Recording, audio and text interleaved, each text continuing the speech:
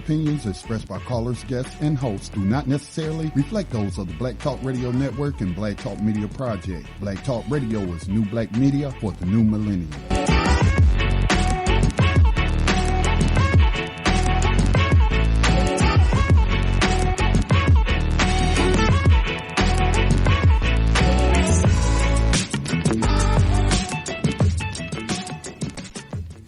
Dinar would have had serious consequences for the world financial system, but may also have empowered the people of Africa, something black activists say the US wants to avoid at all costs. We're slicing cake.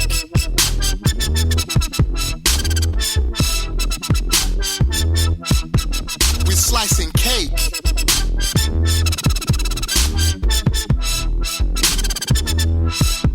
We're slicing cake. Say the US wants to avoid at all costs. We're slicing cake. Say the US wants to avoid at all costs. We're slicing. Gaddafi didn't give up.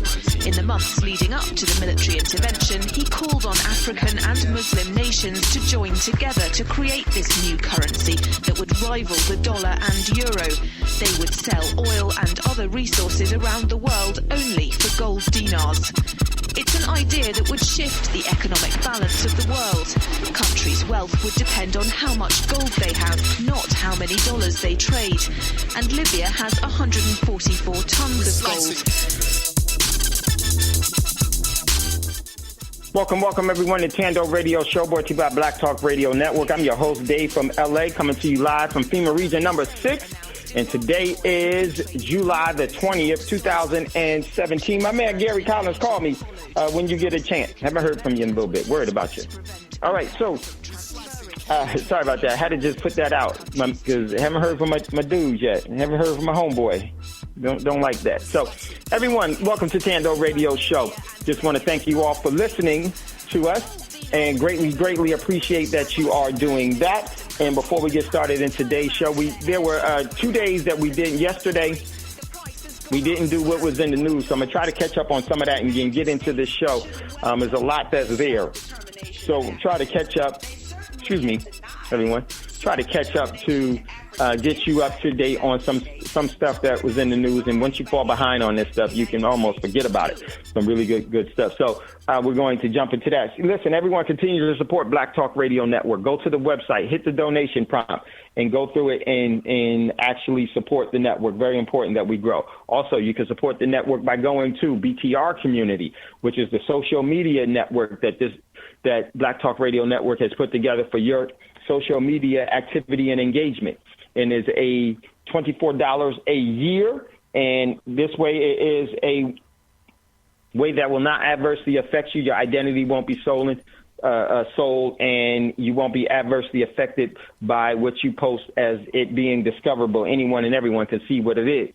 So it's a membership, $24 a year, be a part of it, and you can do everything that you do everywhere else but on a more holistic and better way, and it was created for you.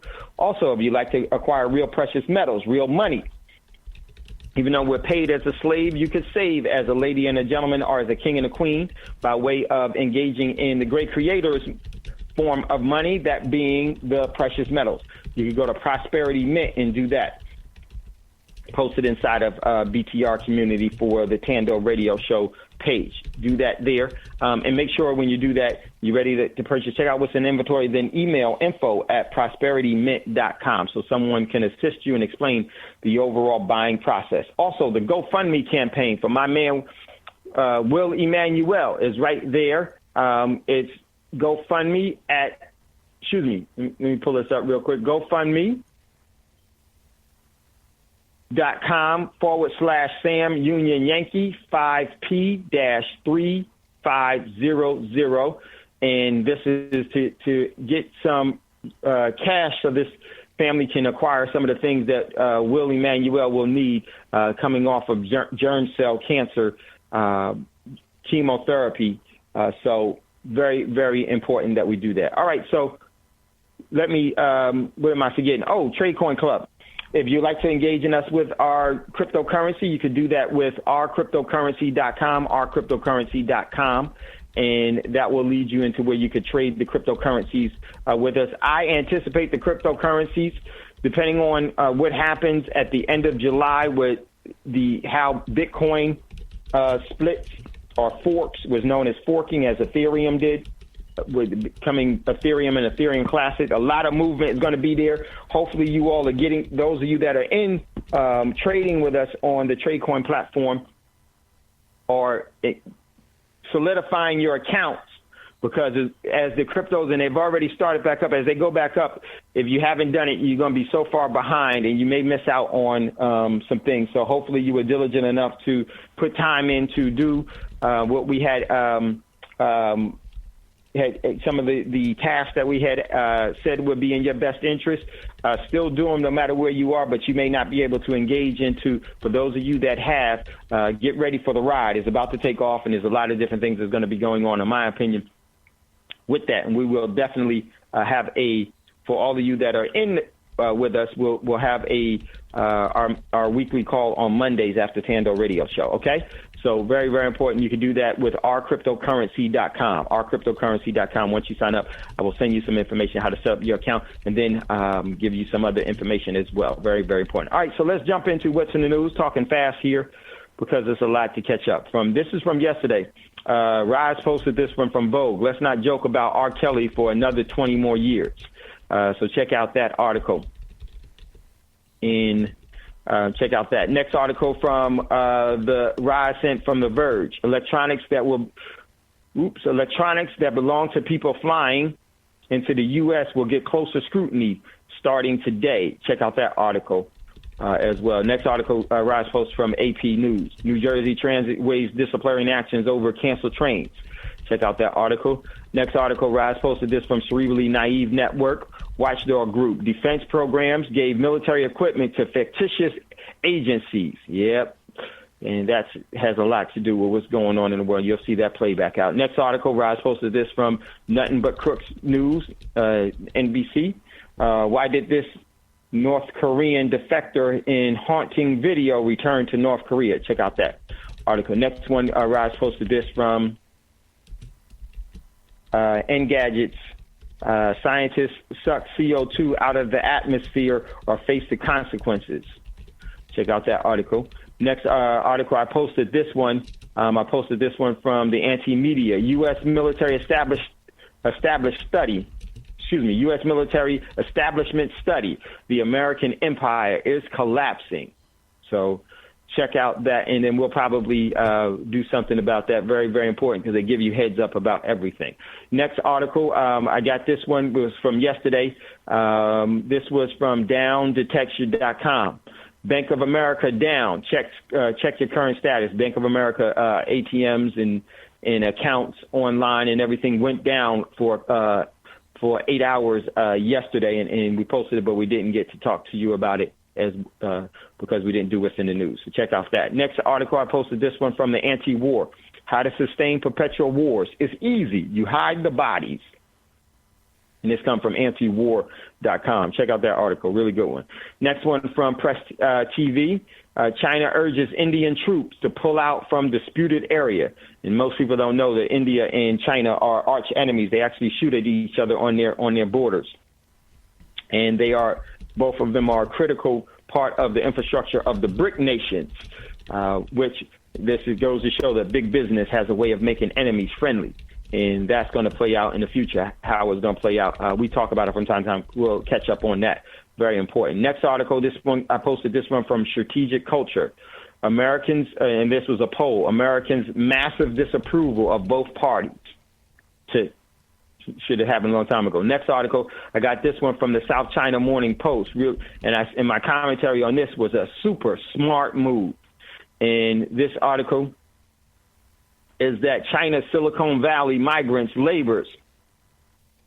No degree, no problem. And with this China Silicon Valley to migrant laborers, you have no degree, no problem. And this is extremely, extremely smart, because then now you do hire some of the best talented to people, and by doing this is super, super, super smart. this is one of the ways that China, you'll see in the future, will be the superpower economically and geopolitically. And I tell you why that's such a smart deal, because they're inclusive of people. There is no class. Well, they have it, but this is an establishment to see where you put the best talent forward. And the best talent forward does not always mean that it is groomed the way that the system wants to groom it. It grooms it itself, and it happens in so many ways. So check out that article. Next article, I posted this one from naturalnews.com. Extra virgin oil may hold the keys to preventing Alzheimer's disease. Exciting new discovery would not go down for me. Okay, so check out that article. Next one, let me move this down, from Press TV. China rips U.S. bill over Taiwan military ties because they're funding Taiwan. This is going to cause major problems. This is how war starts. Next article from Reuters. This one comes from Reuters, and I said, this is how. Okay, this is how this is how you cause. I meant to put you. This is how you cause a violent or create a violent response, or you create one. Same thing was done during World War II during Japan.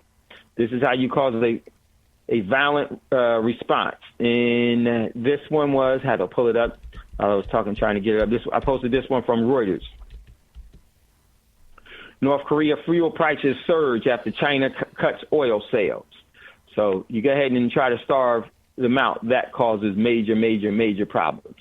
But it's a tactic that's been used for a very long time. So next article, this one comes from Natural Society. Studies of 700,000 people in 46 countries shows how lazy America is. Check out that article. Really good article. Check out that, and very, very true. Next article, I posted this one from, this is Mish Talk.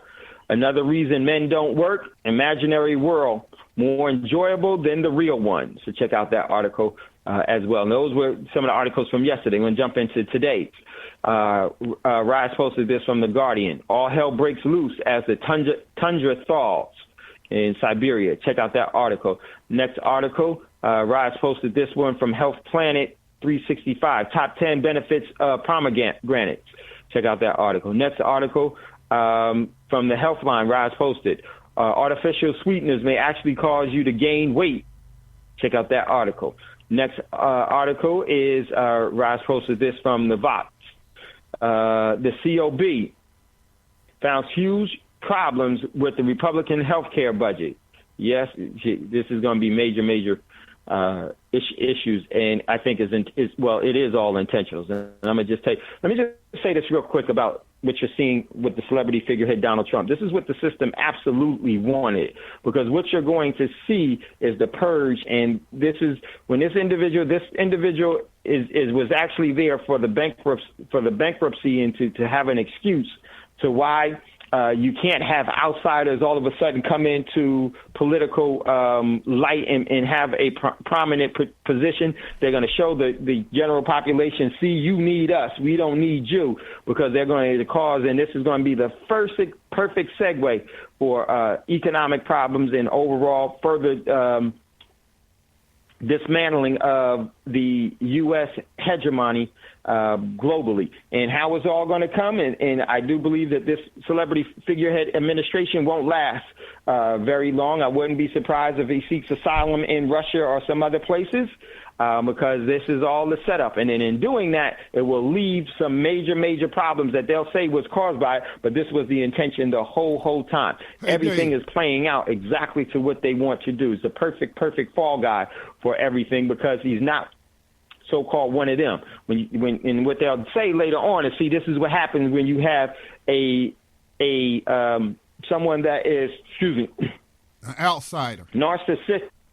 Yeah, an outsider that's narcissistic in the corporate world. Thank you, Scotty. That's an outsider trying to come in and do things and just all hell breaks loose, and this is why you need the overall system and the political system where it is. And this is just a perfect play to everything, and is really going to start to unfold. Once they start getting into the finances of everything, that's going to be the part that pulls the plug, and is going to pull the plug on the common person's economy here in the States. So check that out. Next article, Roz posted this one from Forbes. Thanks, Scotty. Hey, I wanted to comment on that, man, because I've been watching. Yeah, go ahead, Scotty. Yeah, I was like reading some of his commentary on the investigation. And let me just say for the record that my research shows that the Russians did not hack any kind of electronic voting machines and change some votes. Okay. Whether or not they met with members of the Trump team to get them some damaging information on Hillary Clinton, I would say that's possible. But it's enough stuff already out there about damaging about her that you wouldn't need the Russians to give you anything, you know? So, but just reading his statements on what's going on, I'm like, this is a dumb man. This man is really, really dumb. He don't know when to shut up, but narcissists don't know when to shut up. They just talk. And he is exposing a lot of corruption. And I don't mean that he means to expose corruption, is that his corruption and how they do business, and I don't buy that he's an outsider. This man gets to both sides of the aisle. You know what I'm saying? Yep. He greases the palms. Right, Scotty. Good point. Right. Yeah. He greases the palms of those politicians to make things work the way he wants them to work or to benefit him. So I wouldn't necessarily say he's an outsider. I would just say he isn't an experienced politician, something like that, you know. But this man is dumb, man. He really is dumb. You know, now he probably is very smart in the area of real estate or certain areas like that, being that, you know, he's been in it so long. You don't be in something so long and not learn nothing about it unless, you know, you just getting a free ride and somebody else doing all the work. But just his commentary, man, he don't know when to shut up. And so I don't know if that's arrogance or if that's just, he just really don't understand. He just dumb. I don't know what it is, Dave.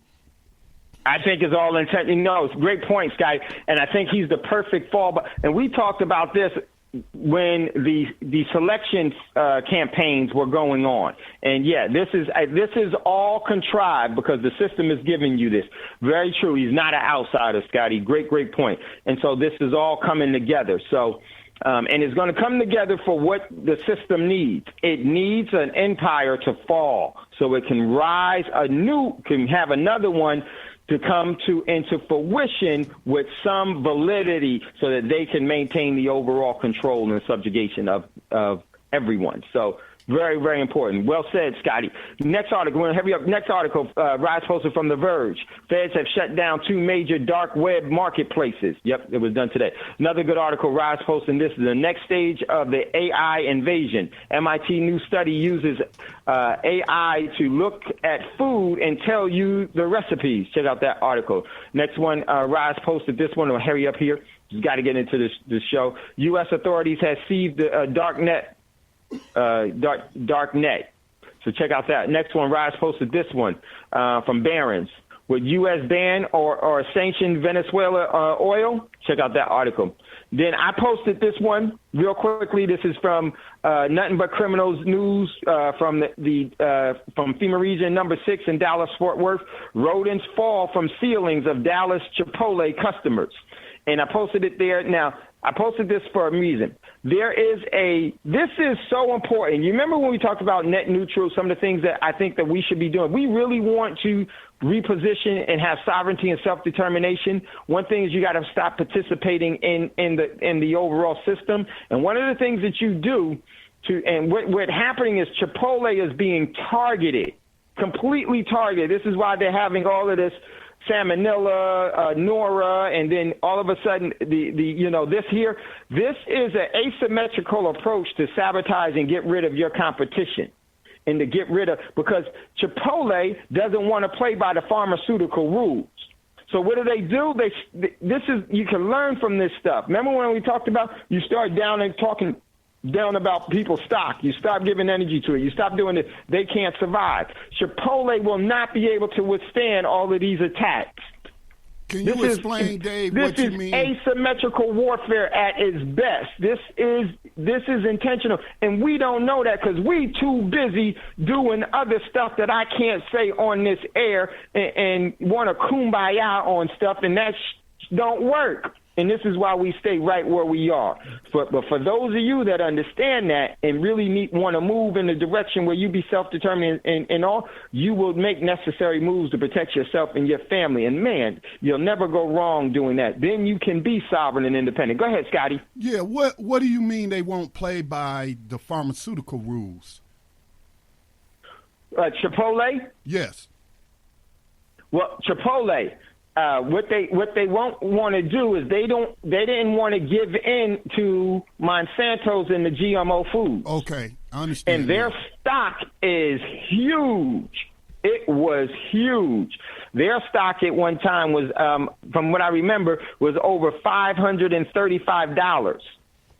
And Chipotle is a major player. Not, it may be new to the United States, but Chipotle is not new at all.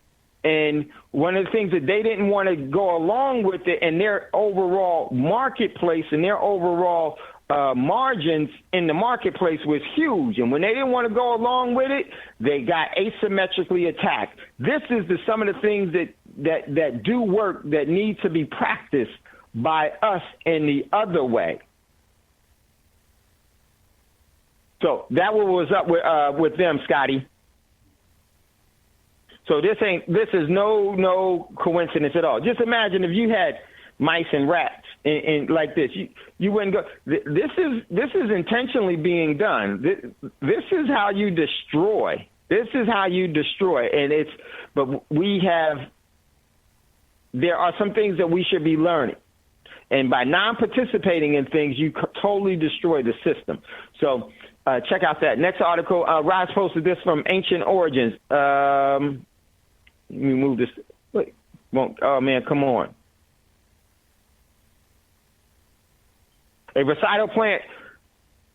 What were the many uses of cannabis in ancient Egypt? Check out that one.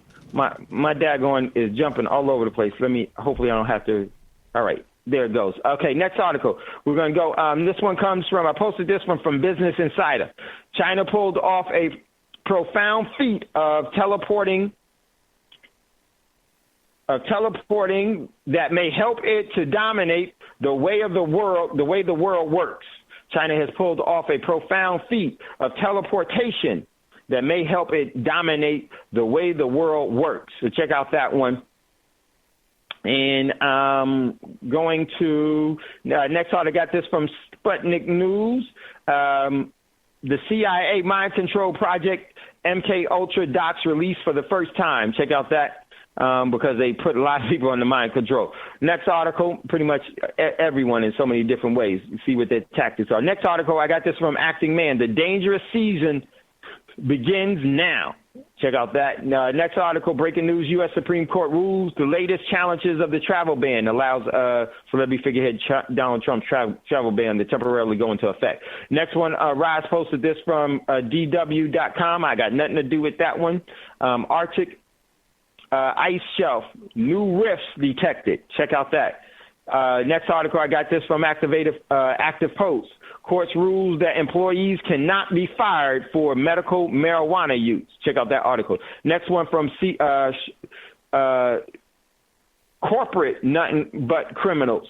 CNBC News, foreigners snap up record numbers of U.S. homes.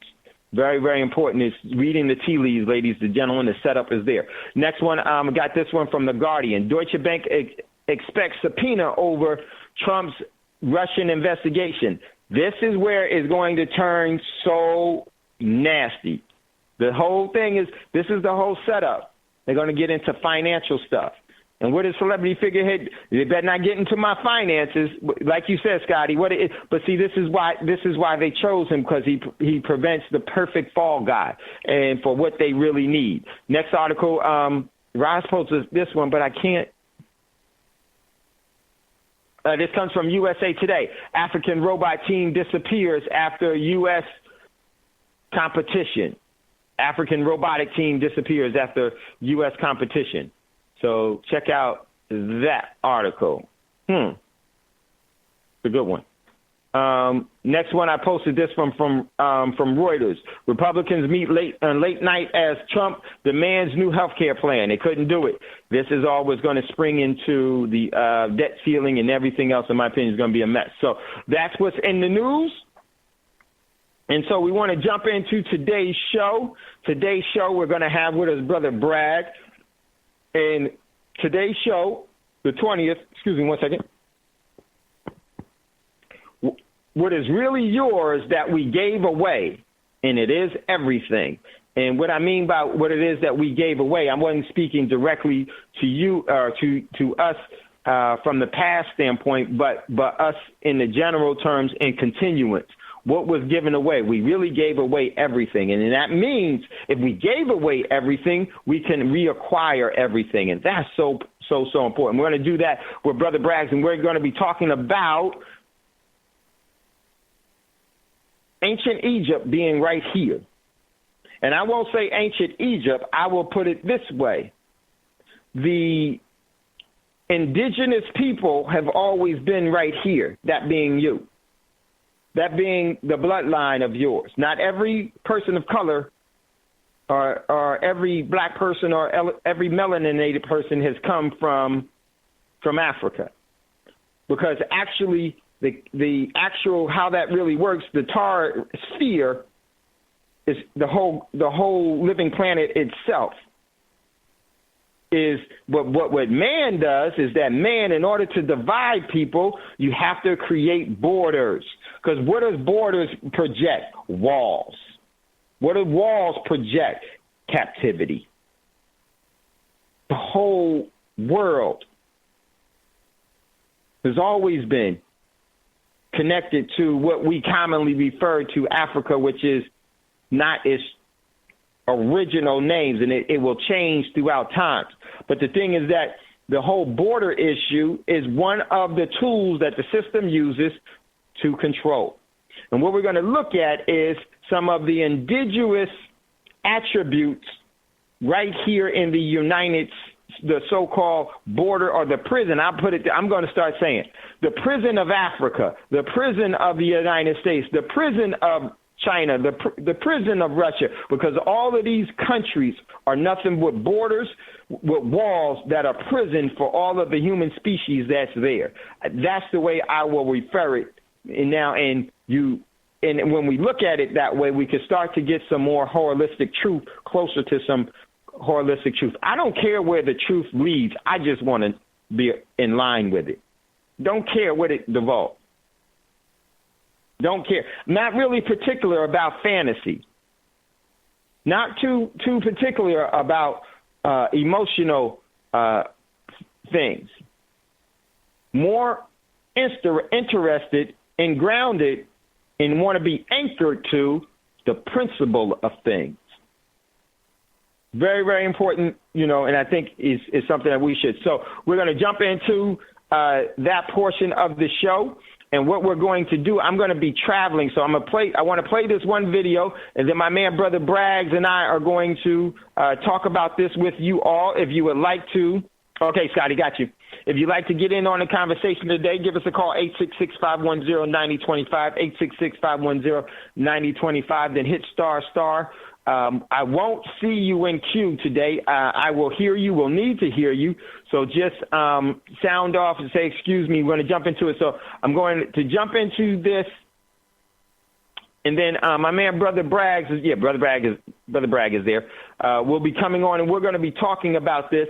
There's an article I would like to read. I'm going to read it in part 2 because that way I won't be traveling. I would want to just read this with you. But I want to discuss this with you all on your thoughts, give our thoughts, and then more importantly, start giving our energy to things that actually build what it is that you want.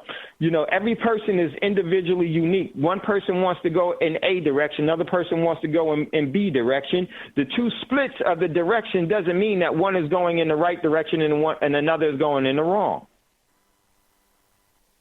So very, very important that we do. So let me set this up.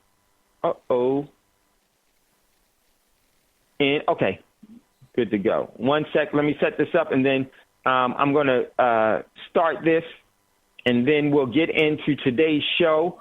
I will be traveling, so when you call in, give us a call, 866. If you call in, 866-510-9025. Hit star, just say, excuse me. We'll see you in queue, and we'll bring you up. Because I won't be able to do it. Very, very important, and we'll talk about why this is so relevant. It's so relevant because everything has always been yours, and we've given it up, and we don't have to maintain that. So important. So let me just get this all queued up. And we will start in today's show. One more time, if you'd like to get in on the conversation after we finish the video and during the portion that we're speaking about this, give us a call. This video is not long at all. And hopefully we'll get this thing going. One thing that I don't like about where we are, as you hear me always say, the doggone speed of the internet is like just being dial-up by a nose. So, okay, so let me just fix this, and then we'll get into today's show. Now, while I'm doing that, think it's to me, I love because, you know, when you're a child, it's so beautiful because you know things are not true the way that you've been told, or the way that they project themselves, or the way in which we engage our everyday rituals and practices, our religious practices. And I'm not talking religion from this standpoint. I'm just talking about the ritual practice of that is not in our best interest. And then at some point we do it long enough until we accept it. And then when we accept that, we accept our own demise, and we accept our own disfranchisement. And in doing that, that's the direction we choose to go in. And then so we get the overall course layout from that. So got it all queued up. And then I just want you to hear some of this. It's like 13 minutes long, and then we're going to come back with Brother Braggs, and we're going to talk about it, give some input. And before I say this all meshes with, and one of the things I wanted to bring to your attention was about the great empire that Queen Califia was engaged in. It wasn't just here in what we call the prison of the United States.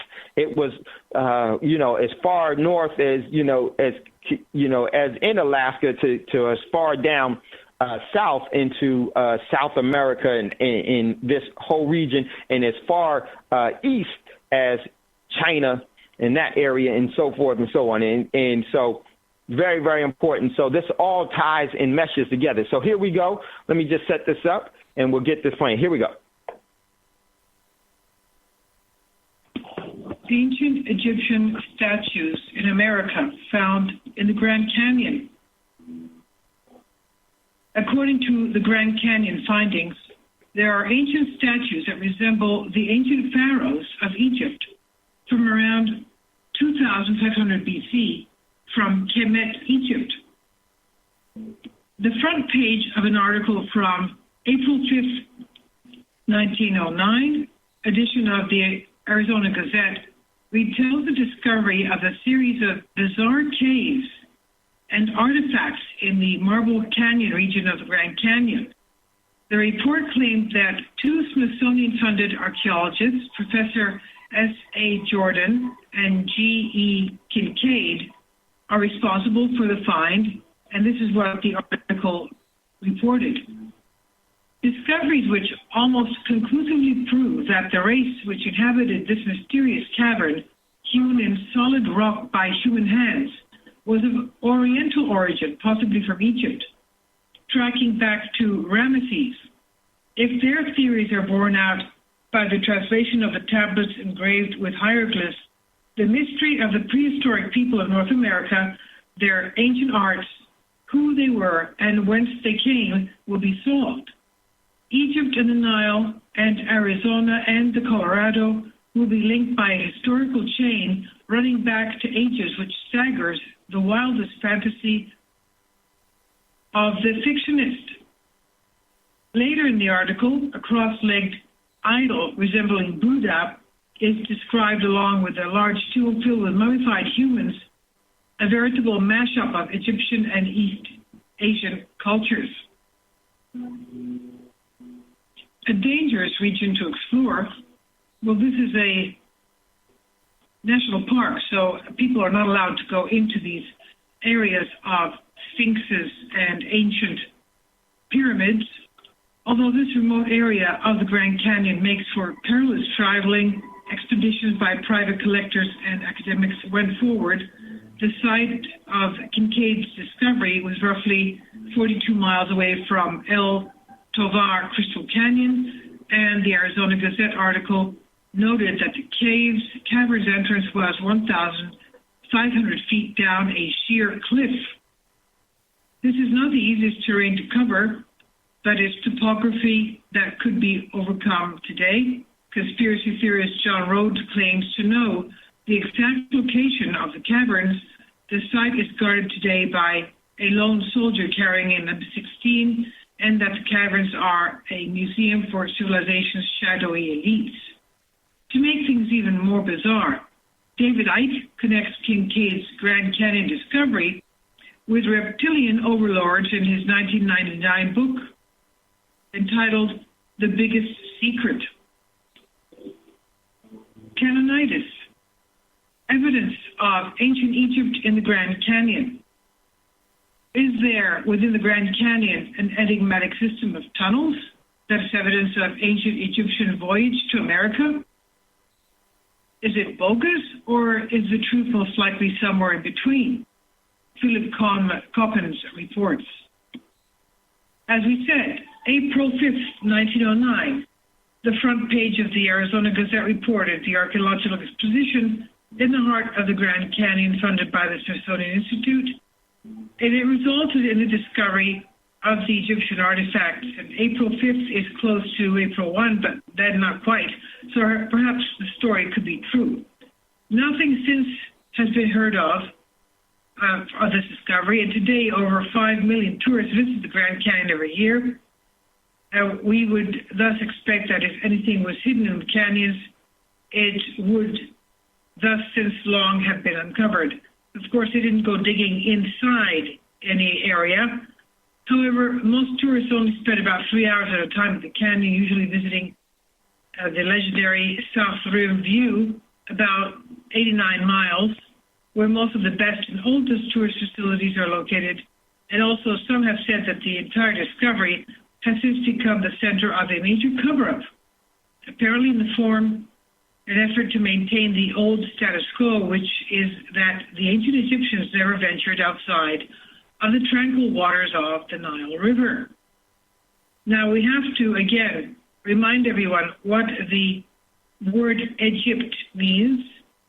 Egypt, in Greek, we remember that they had basically one alphabet and one language at that time, and it was Greek, ancient Greek. They have the ancient Greek alphabet, the Paleo alphabet, and the Greek alphabet goes Alpha, Beta, Gamma, Delta.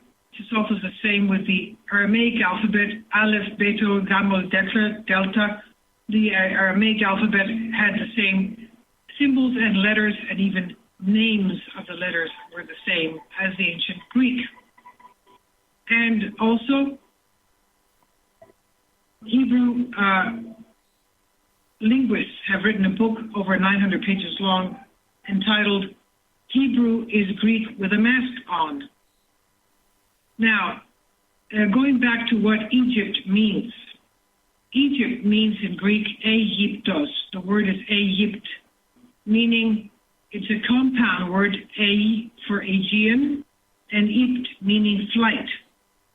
So the Egyptians were in fact, people that would be able to fly in the atmosphere.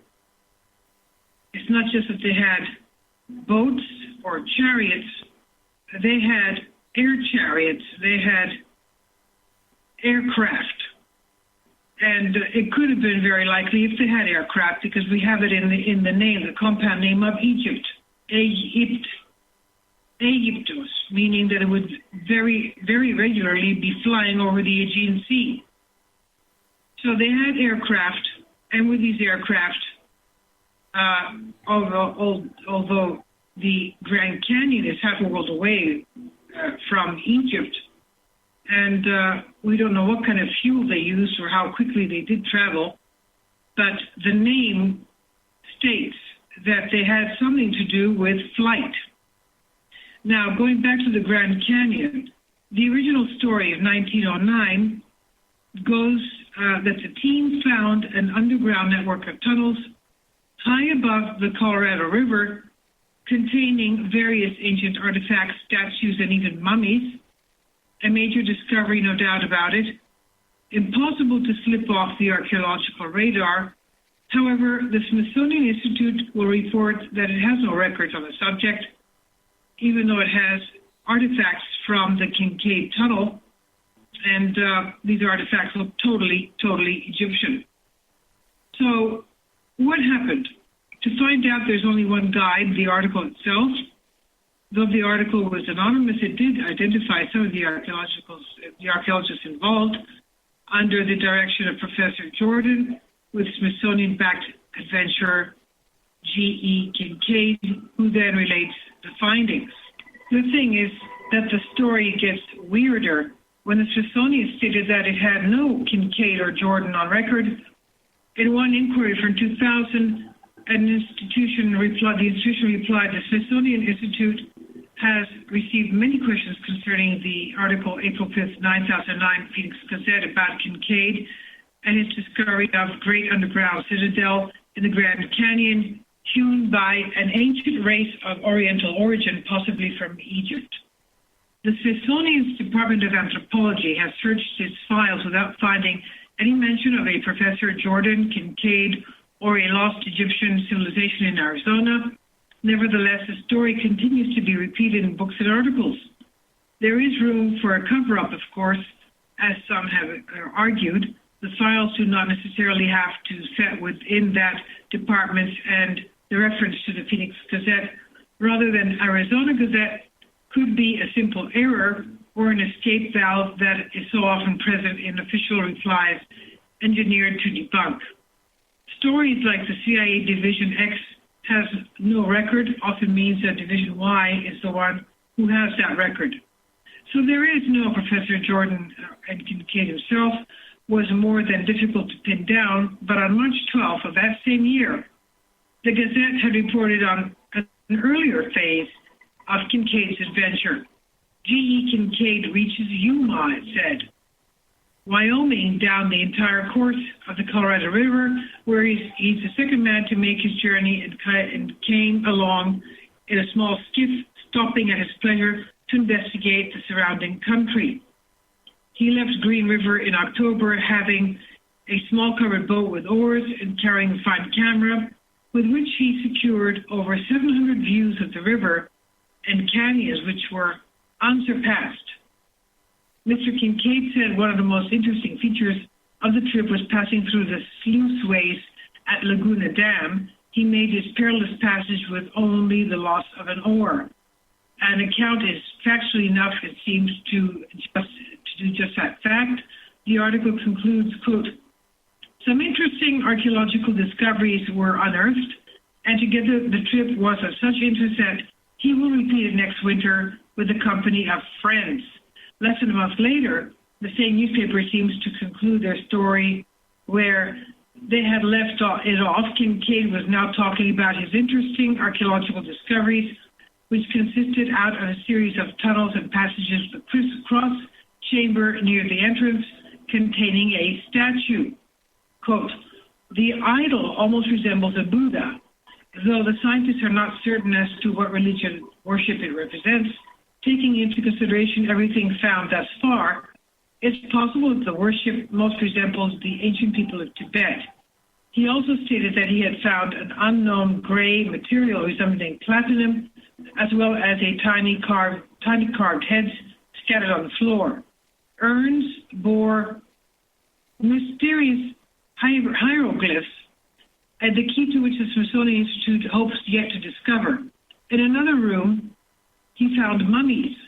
Some of the mummies are covered with clay and all are wrapped in dark fabric. Again, the account is quite factual. Idols resembling Buddha rather than our Buddha.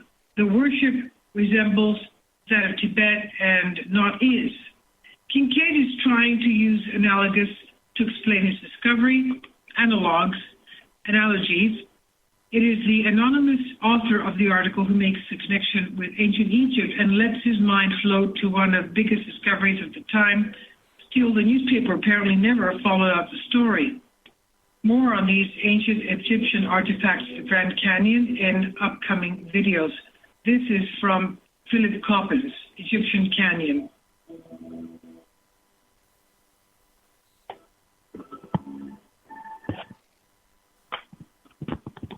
Okay, so the reason why I wanted to play that one is a bunch of different things, but because very few talk about the 1905 article out of Arizona that said yes, these artifacts have been found, and I would say that these artifacts haven't been found, is that they've actually been hidden from people.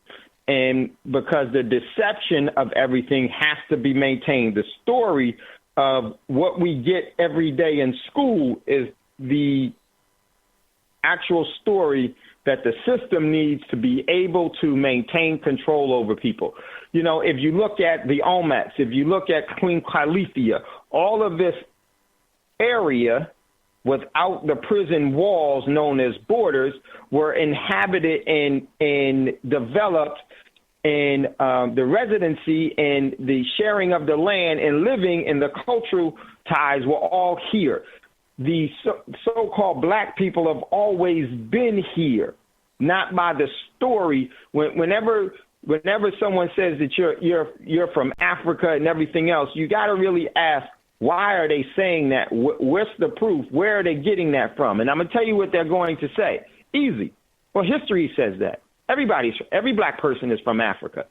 And see, by doing that, what does that do? That separates you, and it allows for you to lose the truth. And when you lose the truth, you'll fall for any lie. Dave, you'll fall for any lie. Go ahead, Scotty. Yeah. Let me just put it out there. I have always believed, Van Sertima's work shows how how people from Africa traveled the world and populated the world, but not going that deep into it. There is actual proof that Africans were sold in Africa by Africans to Europeans who then took them to South America, the Caribbean in here. They kept extensive records. You can also they have found the wreckage of these slave ships. They have the slave ship manifests with the number of human beings they had as cargo. So, but this is something that I feel like we should not allow.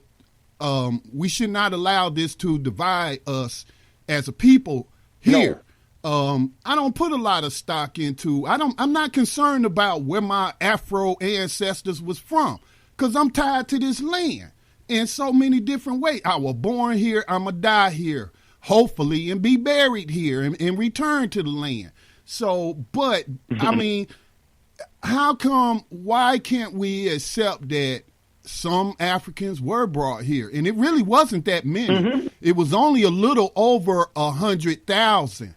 The millions that people talk about were actually bred and born right here, okay? Because the transatlantic slave trade was eventually outlawed and stopped. And so most of the enslaved population was born and bred right here. So I'm just trying to say to people, because I hear this debate among people, that both are right.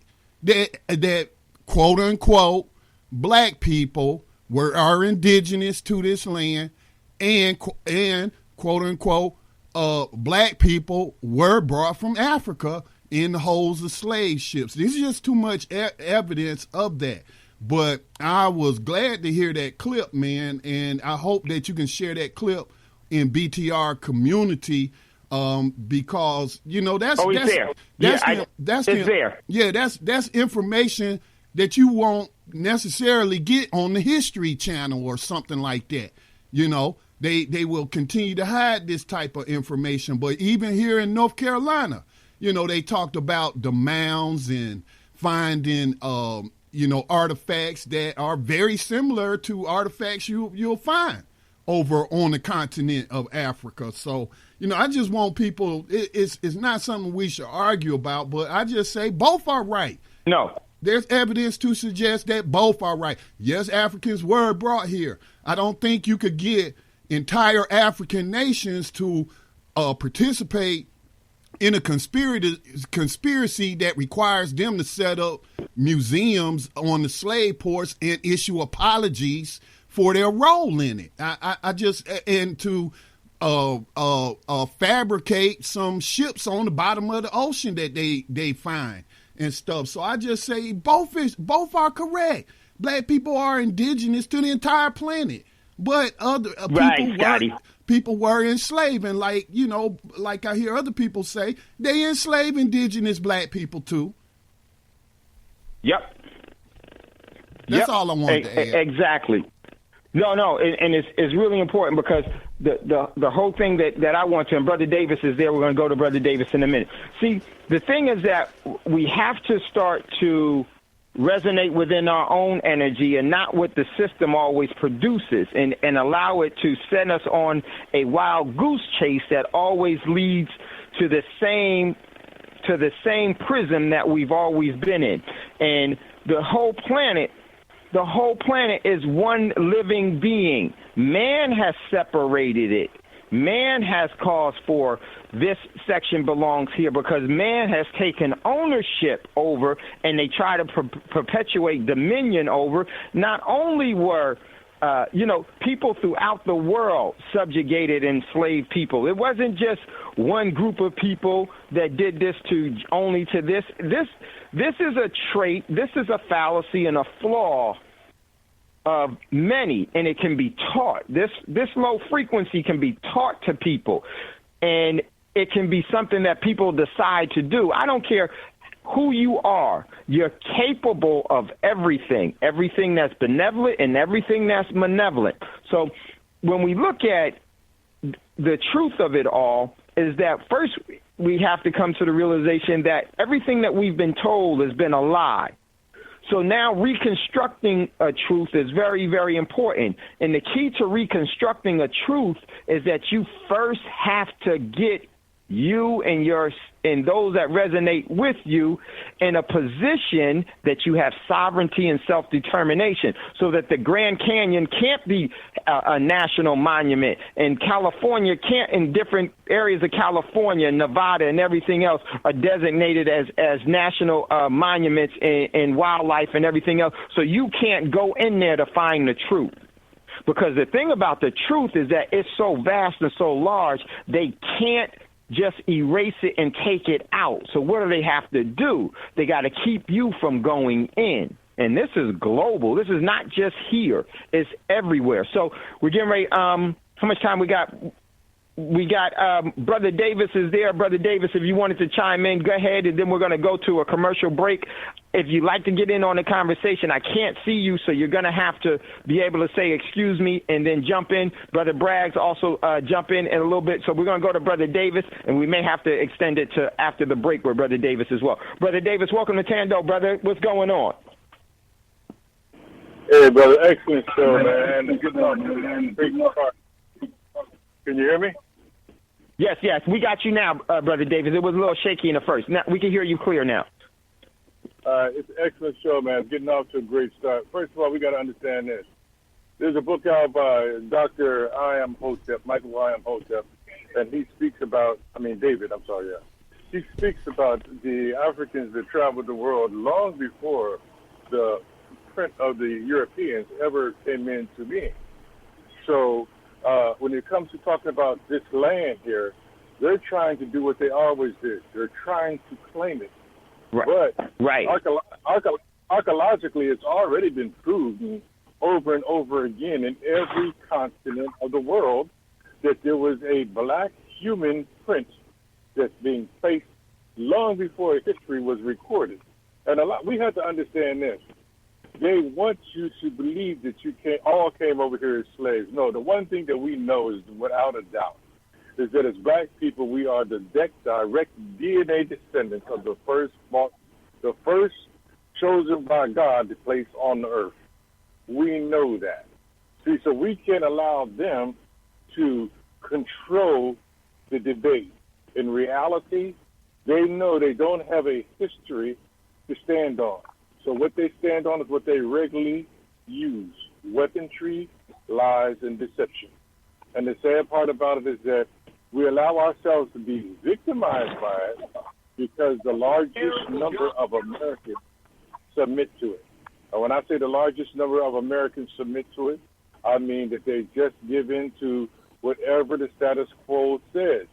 Look at the perfect example of that is the Federal Reserve Act, and there's no tax law.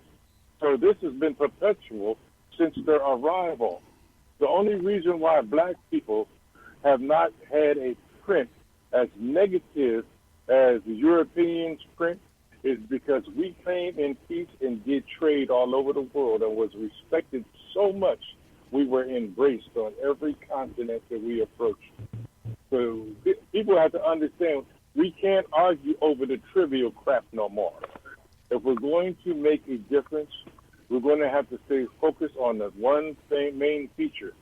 You literally stole everything that you have, and history has already shown that to be true. They're just trying to change it as usual. So, I mean, everybody might have a different issue, and I'm talking about from a plethora of angles, but the truth does not change. And regardless of what they do, they can't change it. That's why they try to hide so much. That's why they try to utilize money to manipulate other countries to do the same thing, because they have to understand they're allowing them to connect into this structure called white supremacy. I just wanted to add that, man. Let me get back in the room and continue to listen. I appreciate the courtesy.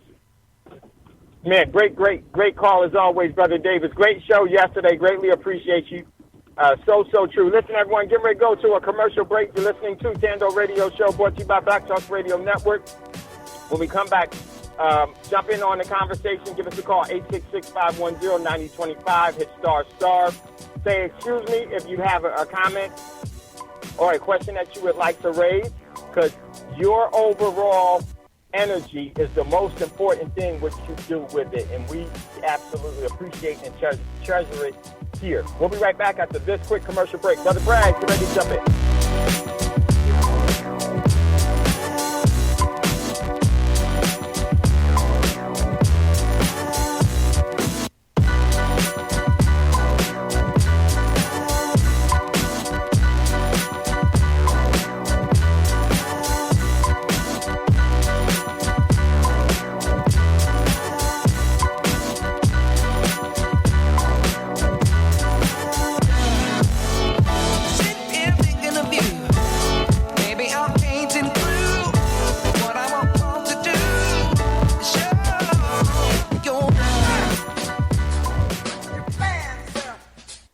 Black Talk Radio, your choice for digital black radio. New black media for the new millennium.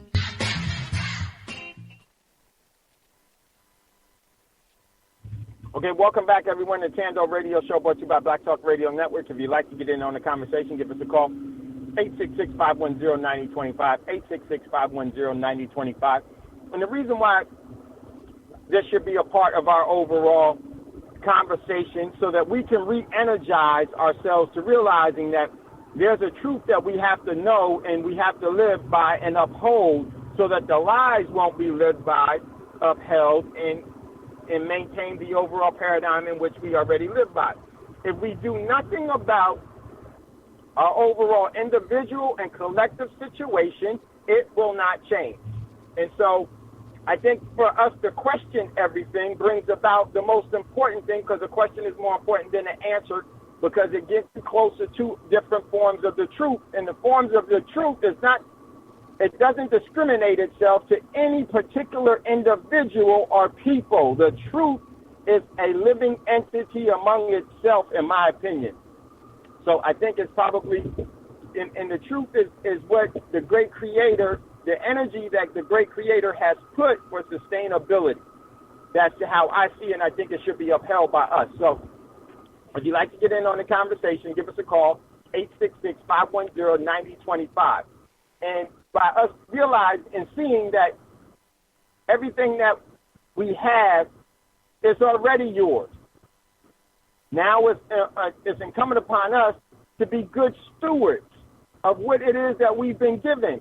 It's just as if as a parent or as a friend, if someone that you love gives you something that you truly appreciate, you take good care of it. You take good care of it. And in doing that because what is given to you is a measure of the concern and the affection and the frequency of life that was given to you as a gift. And in today's society, because of the directions that we always get pushed into, is for us to actually perform idol worship. Think that we need this person is better than that person. This group is more relevant than this one.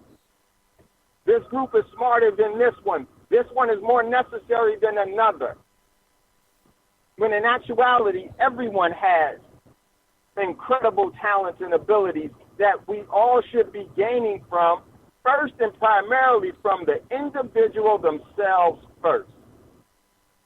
And that's what this system, we have been moved into we've been decentralized. We've been completely decentralized from our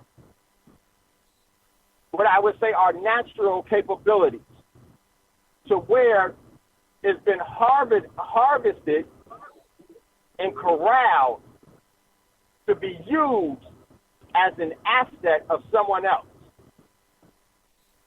That's where we fall into major problems here in our overall living condition.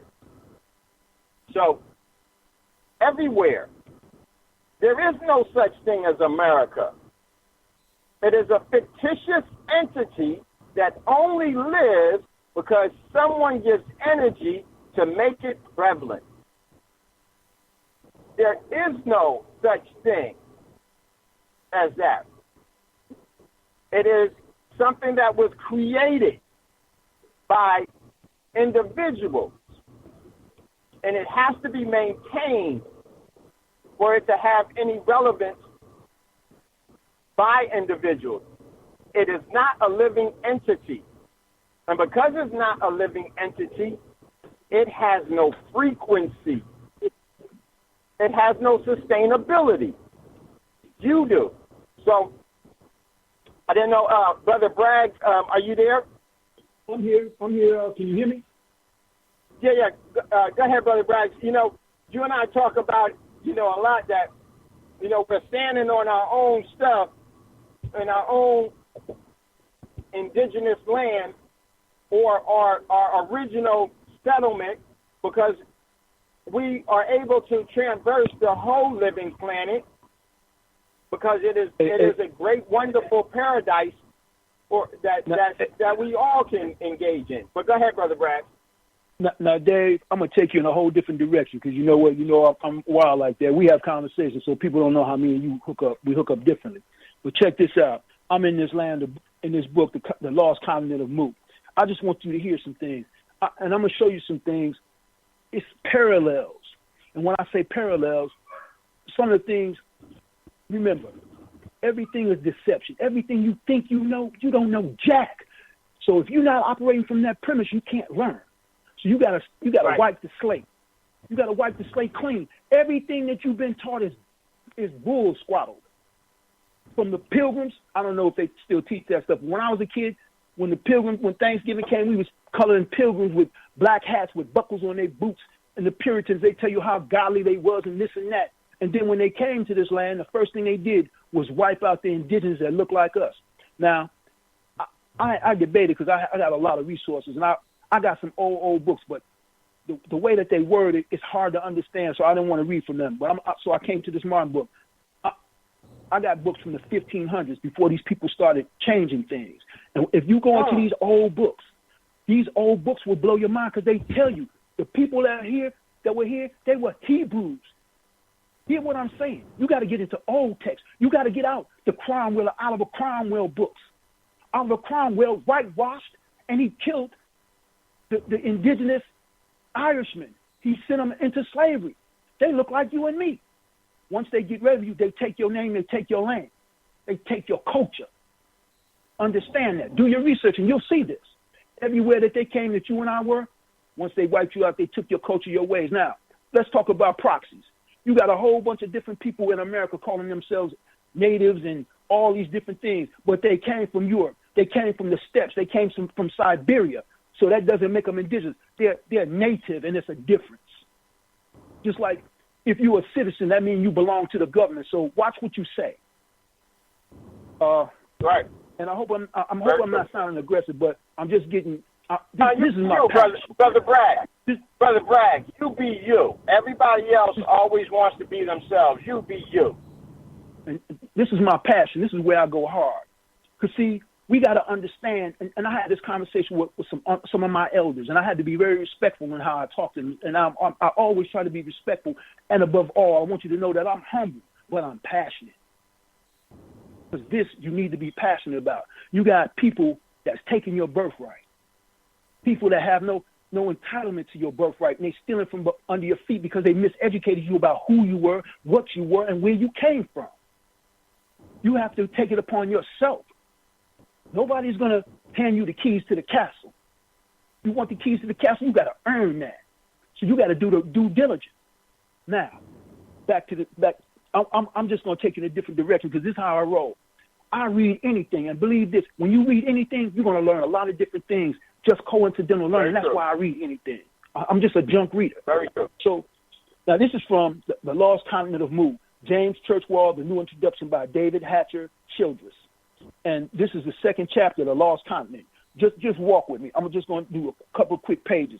And then if you go through this book, all the symbols, most of the symbolism in this book, the indigenous symbolism from here is mirrored in all around the world. But I'm telling you that you stand on the motherland and that you're part of the mother continent. You are. You and I. Copper-colored brothers. Now, I got nothing against Africans. But remember this. If you were African, they would have came and got you a long time ago. They're watching people kill you. If you was a person from their nation, they would have came and protected you. But you're not from their nation. You're from this nation, this land you stand on, what you're standing on. People don't take it seriously. Just imagine these people picking you up right now and dropping you in the middle of Africa. What in the world are you going to do in Africa? Tell me that. And remember this, too, because people don't even see this. Everybody around the world follows you. So if Africa was the motherland, why would they be following you over here? This has always been the way it was, because you in Egypt. But that's another story. You ain't got to believe me.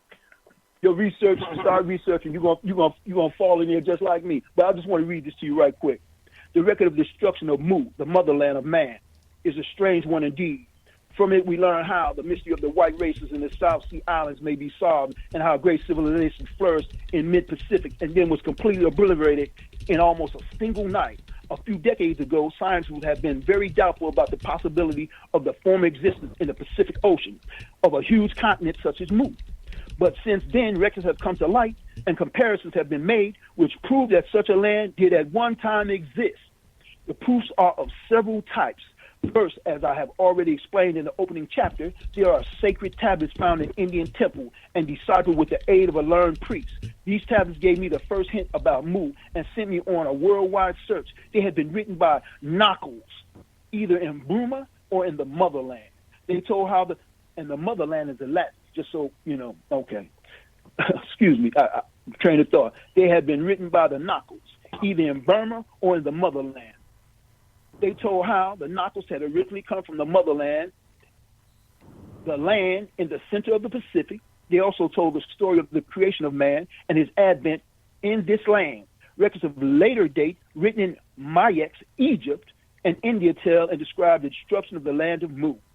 When the earth's crust was broken up by earthquakes and sank into the fiery abyss, then the waters of the Pacific rolled in over her, leaving only water where once was a mighty civilization. Second, there is confirmation of Mu in other ancient manuscripts, including such as the classic as the Hindu epic Ramayana, written by the sage and historian Valmiki, from dictation of Narayana, high priest of the Rishi temple of Ayodhya, who read the ancient temple records to him. In one place, Valmiki mentions the Knuckles as coming to Burma from the land of their birth in the east. Remember, in the east. You bury people in the east. They always pay homage to the east. This is because of the land of Mu. Okay, let me continue. Who read the ancient temple records to him. In one place, Valmiki mentions the Knuckles as coming to Burma from the land of their birth in the east, that is, in the direction of the Pacific Ocean. Another document confirming the story of the sacred tablets. And Valmiki is the Toronto manuscript, now in the British Museum. This is an ancient Maya book written in Yucatan. It speaks of the land of Mu using for Mu the same symbols we find in India, Burma, and Egypt. Another reference in the Codex Cortelius, a Maya book of about the same age as Toronto manuscript. Then there's the Lhasa records. Lhasa, Lhasa.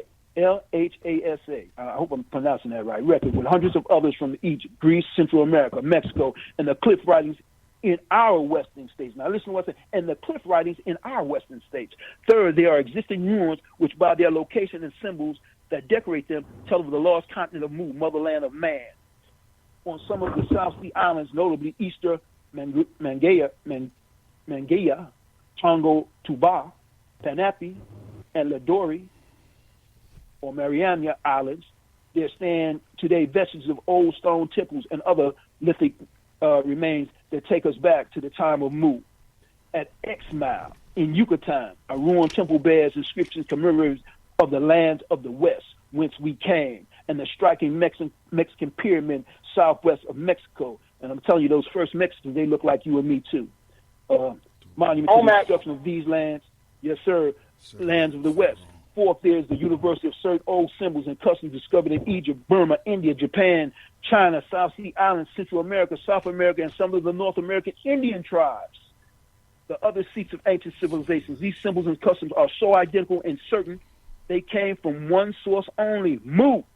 With this background, then, we can follow the tale of Mu's destruction. The continent we find was a vast stretch of rolling country extended from north of Hawaii down towards the south. A line between Easter Island and the Fijis formed this southern boundary. It was over 5,000 miles from east to west and over 3,000 miles from north to south. The continent consisted of 3 areas of land divided from each other by narrow channels or seas. Basing my description on the record shown in chapters 4 and 5, I shall try to picture her as she was, far back into the very remote times. Now remember, all of these ancient places, when these people came over here, Columbus and the Portuguese and all these barbarians came over here, they had great cities that were just like the cities in Italy, where they drive the boats in Naples. They had cities running all through the Americas just like that. They lived in stone houses. Hey, Brother Braggs. Some stuff, yes, sir. Yes, if the listeners will just type in the search engine Mississippian culture, and you will find some maps marking where these cities were. And really, these Europeans came over here and just built on top of what was already here. They tried to make it seem like it was no civilization here. There was no infrastructure here. This was great. This was greater than anything they had ever seen. They came in as vandals and barbarians and destroyed everything purposely. Look, I'm telling you, you standing in the Holy Land. When you guys start doing your research, it's going to blow your mind. It blew mine when I first learned. Now, I've been screaming the same thing for years now, but people don't pay attention to men that look like me. We don't read. We don't know anything. But that's all right. I can live with that. I can live with that. You know what? I'm telling you. Go ahead, man. Go ahead. What's so powerful about this is that The truth is really the key to seeding. You want your seed to be a truthful seed, because if it's not a truthful seed, it will be a deceptive seed that will bring a fruit of poison, of destruction. And what we've been taught and what we've been actually given is deception and lies that is bringing about the overall ramifications and consequences of a poison within the people. Just imagine if you get bad directions. Let's say you need to get from one part of town to another part of town, and you're not familiar with that town. And you get bad directions. And the bad directions are given to you purposely to send you into the most dangerous and most violent neighborhood. See, immediately you already come up with an impression as to where you would go. But just think about it. Yeah, exactly. Got you lost, and then what do? You have to assimilate yourself in that bad neighborhood. And by doing that, you get further and further into it, and you learn to be just as evil as that neighborhood that you got to protect yourself within. When you could have been given the truthful direction as to where your purpose and destiny was, and if you had gone there, you would have never known the taste of poison, how sweet it is. Because poison is always sweet. So, remember this: when Columbus was coming over here, go check Columbus's records. Columbus was coming to the Holy Land. This is the land of milk and honey. See, the whole thing, as they steal your birthright and they mislead you and send you to Africa. Back to Africa was a movement. I posted some stuff on Thando. Y'all go take a look at the stuff I posted today. I put some pictures up there. They show them in Egypt building a sphinx out of blocks and whatnot. I just want you to see how far deception goes. Listen, believe nothing that you see and only what you research for yourself. Don't even believe me. Do your own due diligence. Right. Don't believe me at all. I'm saying get down like I get down. Get in there, and look, guess what? When you come away, you'll come away a little dusty because a lot of things that you're going to find out is going to shake you. And guess what? It goes along with the territory. But one thing I do, I keep my bearing, as Dave say, don't get lost. When you digging through all this stuff, a lot of it is depressing. But it's depressing and it's fortifying at the same time. Because once you know something, no truths, you can't hide anymore. If you sticking your head in the sand, we talking about that dissonance now. And dissonance, you're doing the same thing. If you keep doing the same thing, how are you going to get a different result? If you keep thinking the same way, how are you going to change the dichotomy of your... Matter of fact, in your manifestation, if you've been doing negative things and all you're getting is negative results, why wouldn't you cultivate a positive seed, a positive ideal, and manifest that in the place of the negative? But see, this society we live in, they got people all turned upside down. Our society teaches you to be rude, vulgar, not be kind to each other. One of the main things in our community, because we have internalized all of the nonsense of the beast when we used to be the salt of the earth. As when I grew up, anybody, if they mentioned people like you and me, they knew we were the best people. They knew that. Now, we had bad people, but 95% of the people were solid. People are so full of this poison food and poison ideals. Women wearing all these different wigs. And I'm telling you, if you want to see our women act badly, let them get these blonde wigs and these long wigs on. Man, they act so bad. And this is just a manifestation because they're following the other culture, and the other culture don't mean them no good. I was telling my guy today, we out here playing, and ain't nobody playing with us. Ain't nobody playing with us. They poisoning you, your water, your food, but we won't sit down and read and find out what they're doing. Vaccinations, they putting, in my house, I sit outside almost all day now because I got the water meter in here and the other meter, and I can feel it. I can feel it in my head. So, man, back to the book. Dad, you still there, man? Yeah. Because you know that's what? Smart I'm getting heated up thinking about these smart meters. I don't even want to go there. We on a whole different tangent, man. But see, you resonate in a different way, so it doesn't have an effect on you. It doesn't. See, I like to put it this way, Brother Bragg, for our listeners. One of the most important objectives, priority number one, is to get the sleeping giant to stay comfortably asleep. Because if they ever know who they truly are and what they're capable of doing, they just might do it. And there is no defense against that. Hey, Dad, you know what you made me think of? They'd be like, Houston, we have a problem. Go ahead, bro. Now, Dave, you know what we was talking about earlier. If these brothers ever wake up and start reading the stuff we was talking about earlier today and find out that they rich, yeah, you know what I'm talking about now, right? Yeah, look, it's a whole other world out here. And you got to open these doors, man, and just study everything. Look at everything. Turn that TV off. That TV has no qualities that can redeem you. There's nothing in that TV that can help you. Nothing. It's all a program.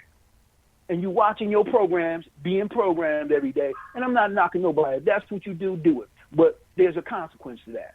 You know, I was out with some people, and we were just talking about food and whatnot, and then we watching people walk by. Look, I used to be 286 pounds.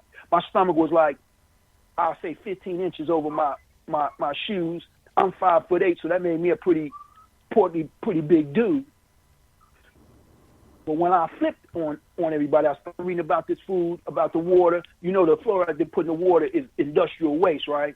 So they put industrial waste in our water and drink it. So then all the food you get, and they putting it in aluminum foil. Aluminum has an effect on you.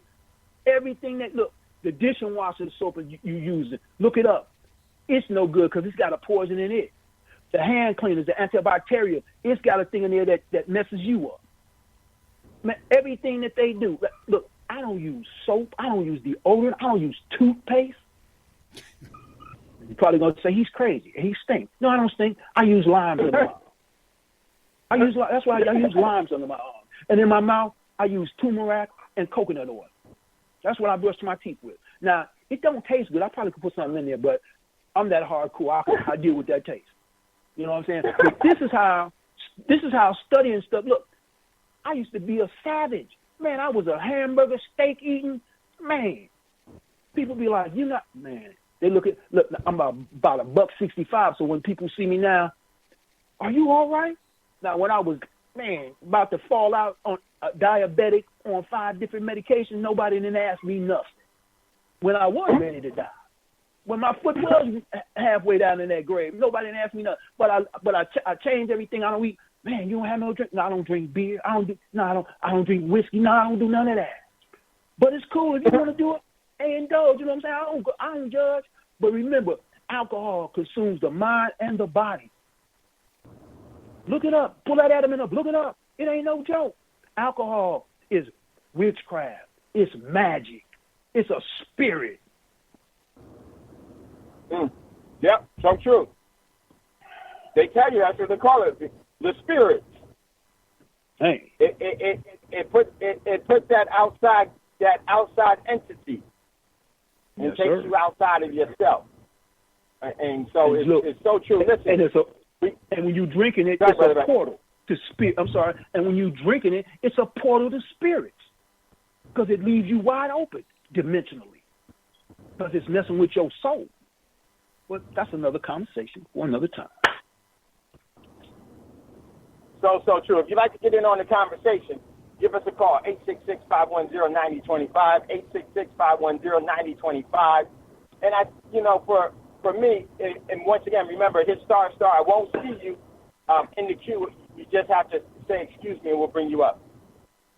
Hey, Dave, let me just finish this thought, man. Go ahead. Okay. Because I wanted to take you into the ancient civilization, and I was almost there. Here we go. American and some North American Indian tribes and other seats of ancient civilization, symbols and customs are so identical, it is certain that they came from the same source, Mu. With the background, then, we must follow the tales of Mu destruction. Over the cool rivers, gaudy winged butterflies hovered in the shade of the trees, raising and falling in fairy-like movements, as if to view their painted beauty in nature's mirror. Darting hither and thither, that's fluff. The great continent was teeming with gay and happy life. Over 64,000 human beings reigned supreme. All this life was rejoicing in a luxuriant home. Broad, smooth roads ran in all directions, like spiders' webs. The stones which they were made being so perfectly matched that the grasses could not grow between them. At the time narrated, the 64 million people were made up of 10 tribes of peoples. Listen to what I'm saying. Each distinct from the other, but all under one government. Many generate one world government. I'm just filling you in as I go, because at the same time, at the time narrated, 64 million made up of 10 tribes. Okay, many generations before the people had selected a king and added the prefix Ra to his name. This is in Mu now. And added the prefix Ra to his name. He then became the heretical head and emperor under the name Ra-Mu. Ra-Mu. The empire received the name Empire of the Sun. That's where the British got it from. The sun never sets on the British Empire. All followed the same religion, a worship of the deity through symbols. All believed in the immortality of the soul, which soul eventually returned to the greater source whence it came. So great was their reverence for the deity, they never spoke his name, and in prayer and supplication addressed him always through a symbol. Ra, the sun, was used as a collective symbol for all his attributes. As high priest, Ra-Mu was representative of the deity and religious teaching. It was thoroughly taught and understood that Ra-Mu was not to be worshipped, as he was only representative. At the time, the people of Mu were highly civilized and enlightened. There was no savagery on the face of the earth, nor had there ever been, since all the peoples on earth were children of Mu and under the suzerainty of the motherland. The dominant race in the land of Mu were the white race. Now remember, in the old world, white was black and black was right. You hear what I'm saying? Black was white and white was black, because they got things turned upside down. Exceedingly handsome people with clear white or olive skin, large, soft, dark eyes, straight black hair.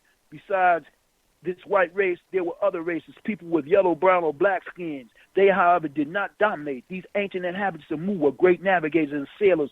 Listen, great navigators and sailors who took their ships over the world, from the eastern to the western oceans, and from northern to southern seas. They were also learned architects, building great empires and palaces of stone. They carved up and set great monoliths and monuments.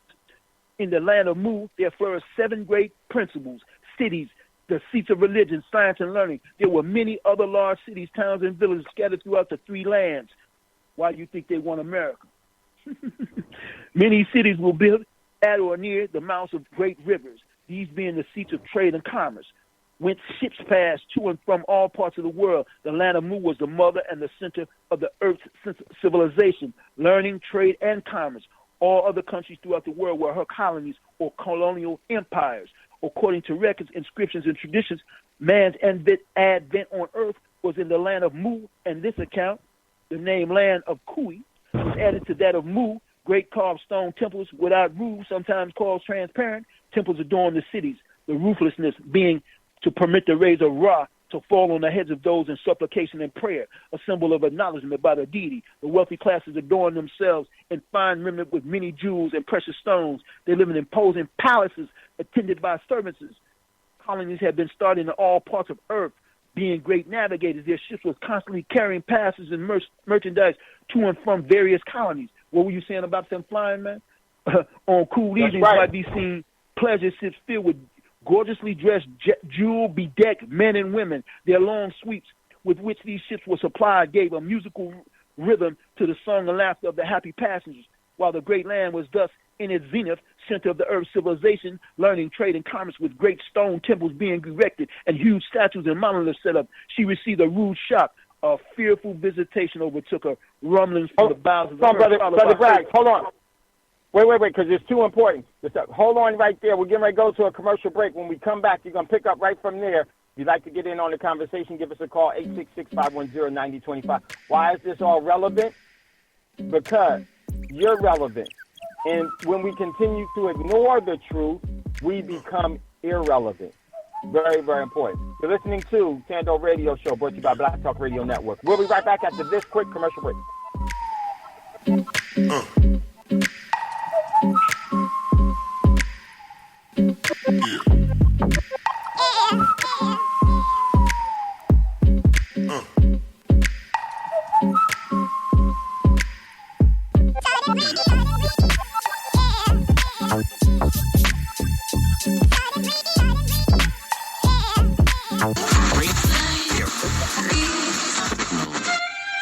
No, I'm not a writer. Okay.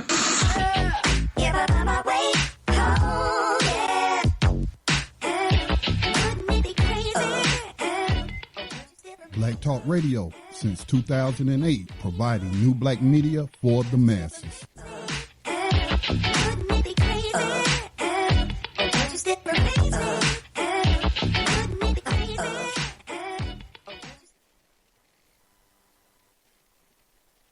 Okay, welcome back, everyone, to Thando Radio Show, brought to you by Black Talk Radio Network. And we have a live show for you today. If you'd like to get in on the conversation with us, give us a call, 866-510-9025.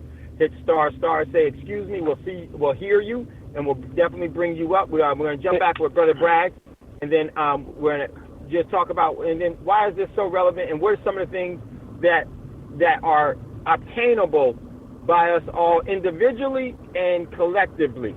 So, and I think that that's really important, because the solving of issues is more important than recognizing them. So we're going to go ahead and go back to Brother Bragg, and we'll pick up the show from there. Go ahead, Brother Bragg. Ready? Where was I? Rumblings from the bowels of the earth, followed by earthquakes and volcanic outbursts, shook up southern parts. Along the southern shores, great cataclysmic waves from the ocean rolled in over the land, and many fair cities went down to destruction. The volcanoes belched out their fire, smoke, and lava. The country being flat, the lava did not run, but piled up, forming cones, which subsequently became igneous rocks and are to be seen today on some of the southern islands. Eventually, the volcanic workings ceased. The volcanoes died out and have since remained silent. After the cessation of these volcanic workings, the people of the land of Mu gradually overcame their fright. The ruined cities were rebuilt, and trade and commerce were resumed. Many generations after this visitation, and when the phenomenon had become past history, Mu again became the victim of earthquakes. The whole continent heaved and rolled like the ocean wave. The land trembled and shook like the leaves of a tree in a storm. Temples and palaces came to the ground, and monuments and statues were overturned. The cities were heaps of ruins. As the land rose and fell, quivered and shook, the fires of the underneath burst forth, piercing the clouds and roaring flames 3 miles in diameter. They were met by lightning shafts which filled the heavens. A thick black pile of smoke overshadowed the land. Huge cataclysmic waves rolled. Yes, sir. Thank you, man. Tongue toe up. Waves rolled in over the shores and extended themselves over the plains. Cities and all things living went down to destruction before them. Agonizing cries of the multitude filled the air. The people sought after refuge in temples and citadels, only to be driven out by fire and smoke. And women and the men in their shining garments and precious stones cried out, "Move, save us!" After the setting sun showed itself on the horizon beneath the pall of smoke and overhung the whole land, it was like a ball of fire, red and angry looking. When it had sunk below the horizon, intense darkness prevailed, relieved only by lightning flashes. During the night, Mu was torn asunder and rent to pieces. With thunderous roaring and doom, land sank. Down, down, down, she went into the mouth of hell. Look, in these Taranto manuscript, Codex Cornelius, these are where you can find this at. The Taranto manuscript, the Hawaii Nafusu and others, Greek record, Lhasa records, Codex Costinianus, and Taranto manuscript. Mu, the motherland of man. Okay, as the broken land fell into the great abyss of fire, a flame shot up around and enveloped her. The flames claimed their victim. Mu and her 64 million people were sacrificed. As Mu sank into the fire gulf, another force claimed her. 50 million of square miles of water. From all sides, the huge waves came rolling in. They met where once was the center of the land. Here they seethed and boiled. Mu, the motherland of man, with all her proud cities, her temples and palaces, her art, science, learning, was now a dream of the past. Blanket of water was her burial shroud. The continent's catastrophe was the first step in the destruction of the Earth's first great civilization. For nearly 13,000 years, Mu destruction cast a heavy pall over the greater part of Earth. The pall is being lifted, but many spots still lie uncovered. When the continent was rent asunder and went down for geological reasons that will still later be explained, regions and points of land here and there remained above water. They made islands and groups of islands, but were jagged and broken up by the volcanic workings which had occurred beneath them. All these regions and points were covered on their capacity with humanity escaped from the sinking land, their land, the motherland of Mu, which now formed the bed of seething, steaming, muddy waters surrounding them. Having swallowed the land with all thereon, the waters rested as if satisfied with their grim work, and these waters are the Pacific Ocean. Was ever a name more ironically applied? On the islands in the midst of boiling sea, the remnants of Mu population huddled, waiting for the terrific quakes to abate. They had seen the temples and palaces, their ships and their roads go crashing down to be swallowed by the ocean. Nearly the entire population had been engulfed by the catastrophe. The few alive, all were left of the motherland, of man. Discovered they were destitute. They had nothing, no tools, no clothing, no shelter. Little land, no food around them, hissed and seethed. The boiling waters that had rushed into the center of the fiery pit. Above them, dense clouds of smoke and ashes cut off the friendly light, making an impregnable darkness. The despairing shrieks of the comrades who had perished in chaos still rang in their ears. It was a scene of horror for the survivors who found themselves facing death by starvation and exposure. For few able to survive the dreadful ordeal, and most of them perished miserably. A portion of these unsubmerged fragments of the lost continent we know today as the South Sea Islands, and some of their inhabitants claim as remote ancestors of people of Mu. After a period of days, the atmosphere was somewhat cleared of the smoke and sulfurous fumes. The sun breaking through the veils of clouds looked down on the scene. The newly formed islands were seen thrown to pall men and women. Those who were lucky or unlucky enough to still be alive, pitiful-looking beings they must have been, these survivors of the world's greatest catastrophe since the blood of the biblical fame. One can picture some despairingly wringing their hands, others clinging together, dumb and motionless, reason gone, staring with unseen eyes at where had once been a continent, which had become of the fair land. What had become of the fair land? It lay deep beneath the waters of the Pacific, where man had reigned supreme, was now the abode of the fishes, the haunt of uncanny, the creeping things. Seaweeds would grow where flowers had raised their faces on the sun. Coral polyps would build their reefs on the spots where man's busy hands had reared palaces. On the tens of millions that had once swarmed the streets of the vanished cities, only a pitiful handful of human beings remained on the newly formed lands that were otherwise barren of all life. All the worse. What remained for them? Nothing except slow starvation. They were crowded together on teeny specks of land, thousands of miles from the mainland, without boats, ships, or food. Under such circumstances, it may easily be imagined what happened. Many, of course, hopelessly insane, driven mad by sheer horror. Others prayed for death to relieve them from the strain that was intolerable. To exit, one thing alone was left them: to go down into the lowest depths of savagery, and for a time at least live upon one another. Skins of animals, if any, remain, and the leaves of coarse foliage must be in nature, must be in future, be their dress. Stones, spears, and arrows. Now listen to what they tell you. Skins of animals, if any, remain, and the leaves of coarse foliage must in future be their dress.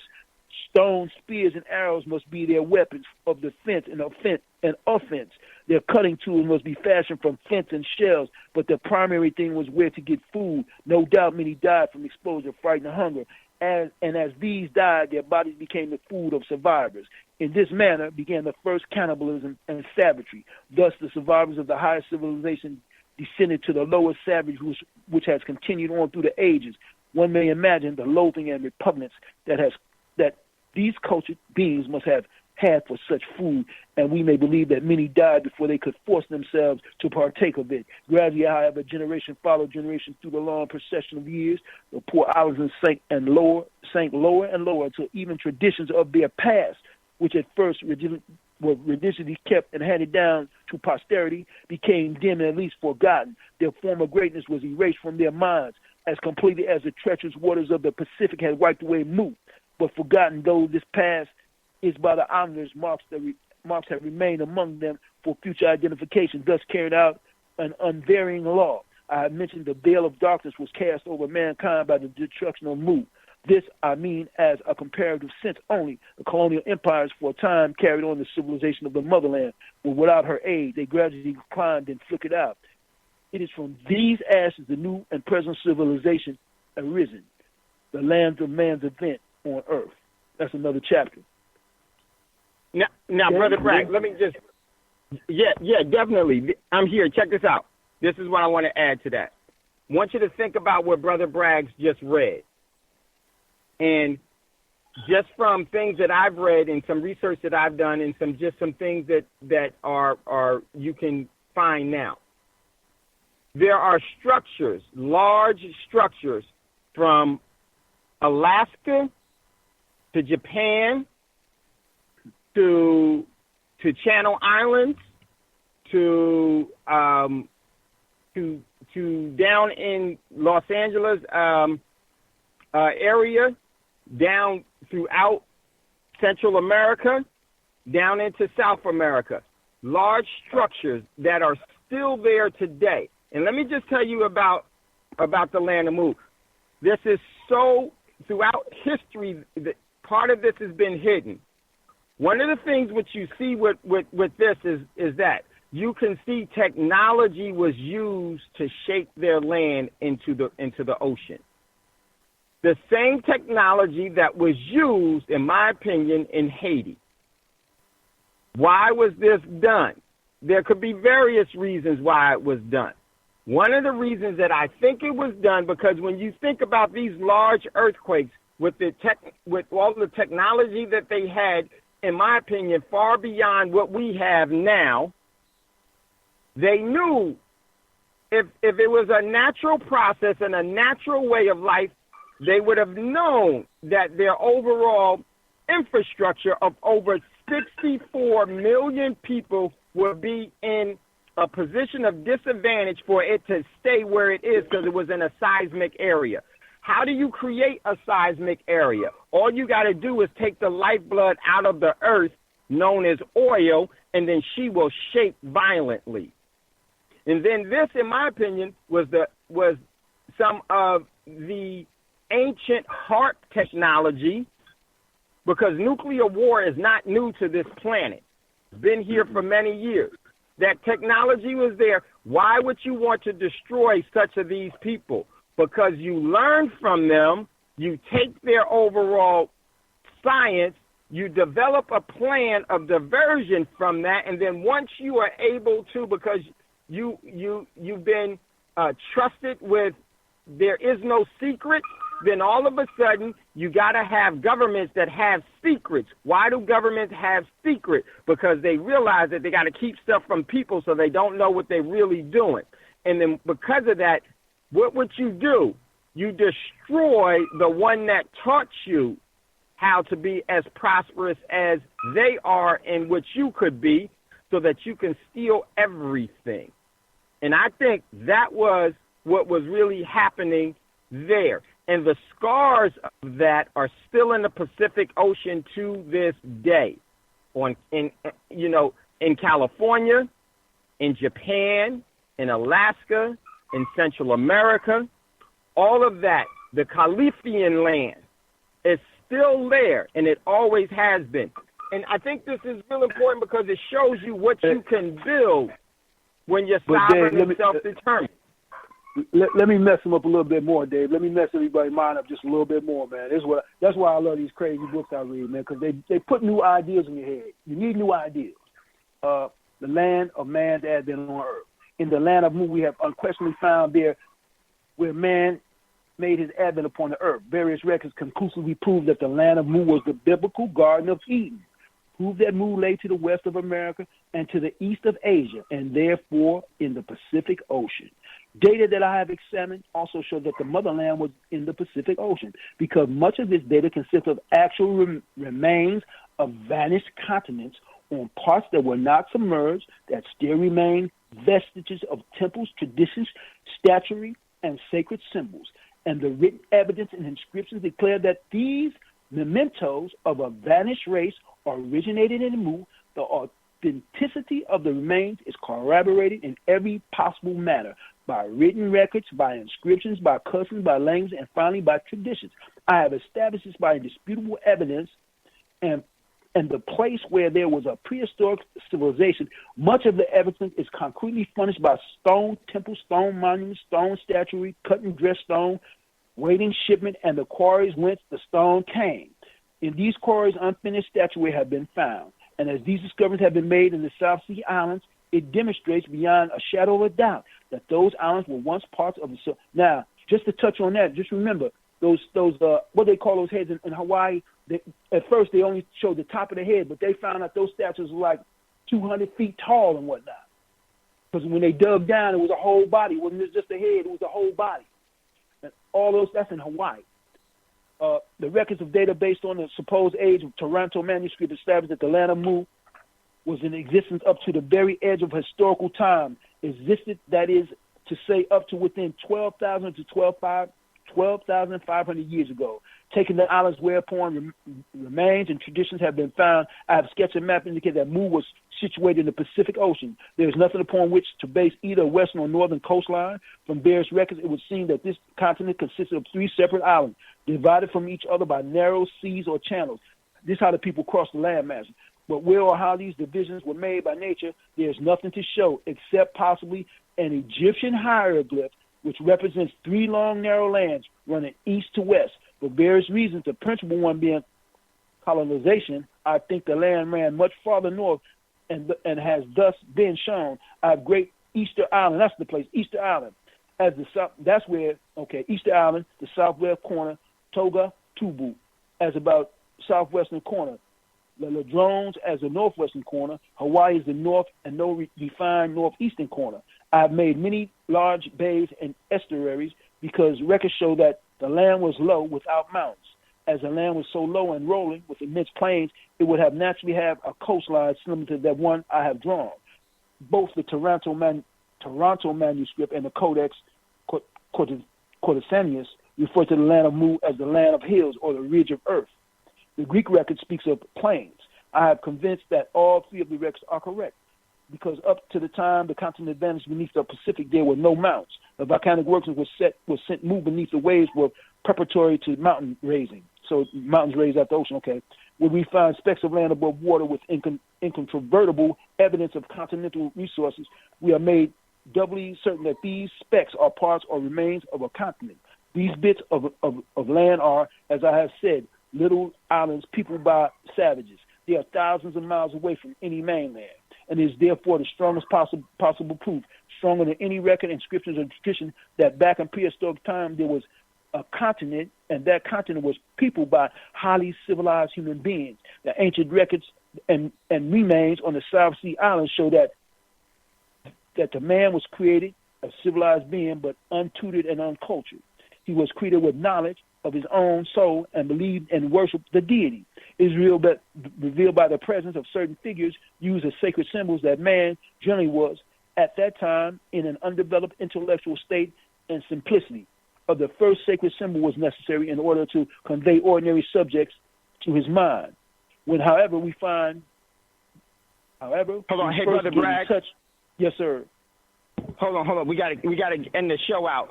I hate to do it, man, but it's that time, and we're gonna definitely continue with this. This, for me, this is very, very important to build the proper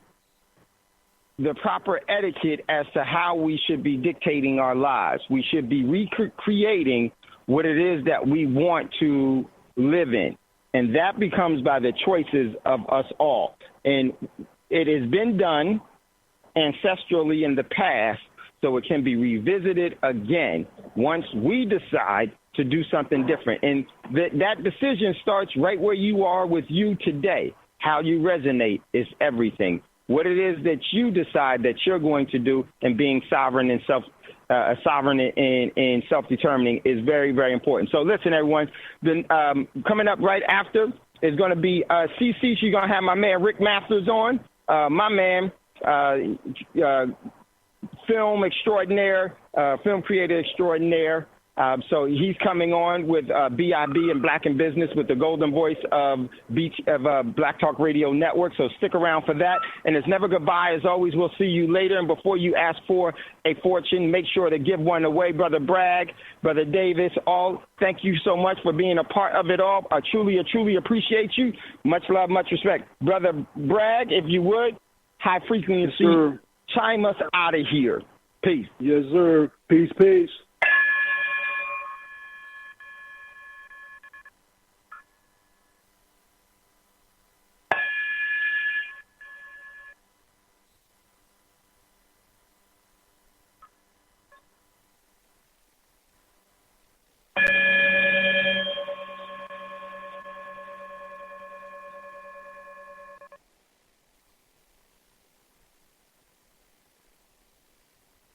gold dinar would have had serious consequences for the world financial system, but may also have empowered the people of Africa, something black activists say the US wants to avoid at all costs. We're slicing cake.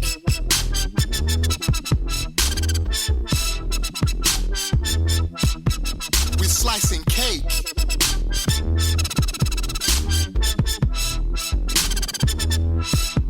We're slicing cake.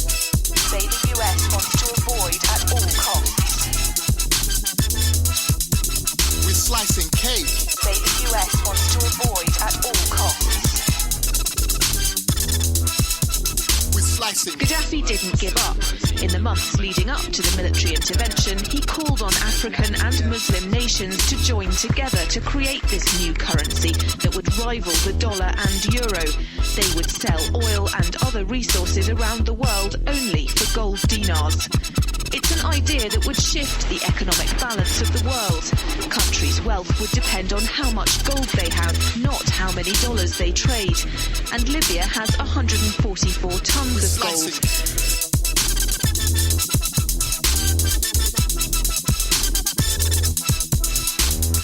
It's happened before. In 2000, Saddam Hussein announced Iraqi oil would be traded in euros, not dollars. Sanctions and an invasion followed. Some say because the Americans were desperate to prevent OPEC from transferring oil trading in all its member countries to the euro. Not the case in places like Libya and many of the Gulf states. A gold dinar would have given oil-rich African and Middle Eastern countries